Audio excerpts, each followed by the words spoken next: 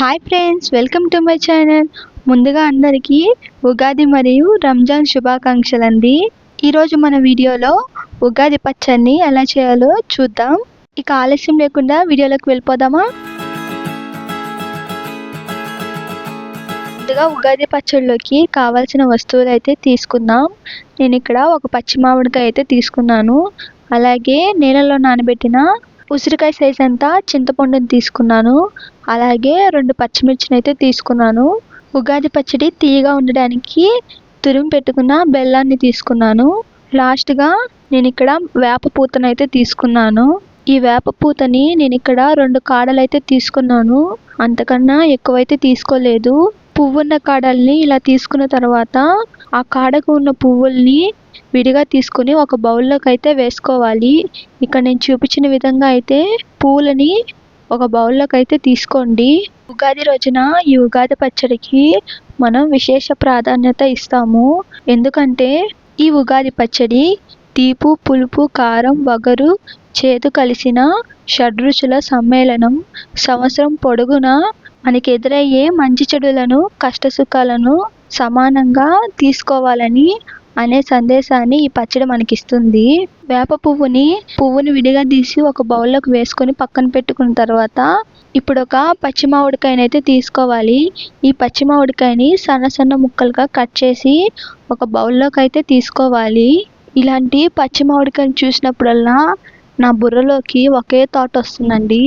ఈ మామిడికాయల్ని దబ్బలుగా కోసుకొని ఉప్పు కారం వేసుకొని తినాలనిపిస్తుంది. మీలో ఎంతమందికి పచ్చి మామిడికాయని ఇలా ఉప్పు కారం వేసుకొని తినాలనిపిస్తుందో కింద కామెంట్ సెక్షన్లో అయితే కామెంట్ చేసేయండి. పచ్చి మామిడికాయని ఇలా సన్న ముక్కలుగా కట్ చేసుకున్న తర్వాత ఒక బౌల్లోకి అయితే తీసుకొని పక్కన పెట్టుకోవాలి. చూసారు కదా, నేనైతే ఎలా కట్ చేశాను. చిన్న ముక్కలుగా కట్ చేస్తే తినేటప్పుడు కూడా పంటికి తగులుతూ టేస్ట్ అనేది చాలా బాగుంటుందండి. మామిడికాయని కట్ చేసుకున్న తర్వాత నేను ఇక్కడ చిన్న పచ్చిమిర్చిని అయితే తీసుకొని దాన్ని చిన్న ముక్కలుగా కట్ చేసుకున్నాను. మిర్చిని నేను ఇక్కడ ఫస్ట్ నిలువుగా కట్ చేసి తరువాత ఇక్కడ నేను చూపించిన విధంగా కట్ చేసుకున్నాను. అప్పుడే మనకి తినేటప్పుడు ఎక్కువ కారం అనేది తగలదండి.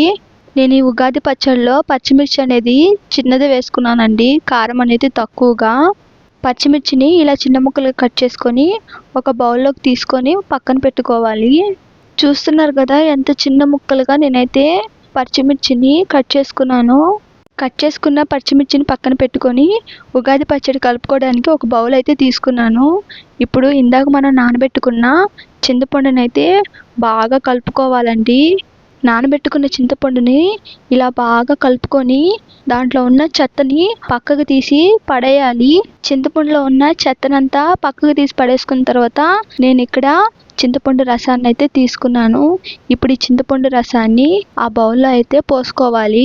చింతపండు రసాన్ని బౌల్లో పోసేసుకున్న తర్వాత ఇప్పుడు మనం సన్నగా కట్ చేసి పెట్టుకున్న మామిడికాయ ముక్కలను అయితే ఈ చింతపండు రసంలో వేసేసుకోవాలి.